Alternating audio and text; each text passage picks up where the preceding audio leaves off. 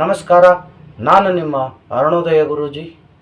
ಈ ಅಮಾವಾಸ್ಯೆಗೆ ಹುಣ್ಣಿಮೆಗೆ ವರಾಹಿ ದೇವಿ ದೀಕ್ಷೆ ಕೊಡ್ತಾ ಇದ್ದೇವೆ.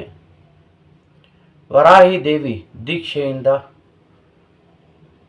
ಸಿದ್ಧಿ ಮಾಡಿಕೊಂಡು ವರಾಹಿ ದೇವಿ ಅಮ್ಮ ಪ್ರತ್ಯಕ್ಷವಾಗಿ ನಿಮ್ಮಲ್ಲಿ ಬರುವ ಭಕ್ತಾದಿಗಳಿಗೆ ಅವರ ಕಷ್ಟಗಳನ್ನು, ಅವರ ಕೋರಿಕೆಗಳನ್ನು ಈಡೇರಿಸುವಂತೆ ಮಾಡುತ್ತೆ.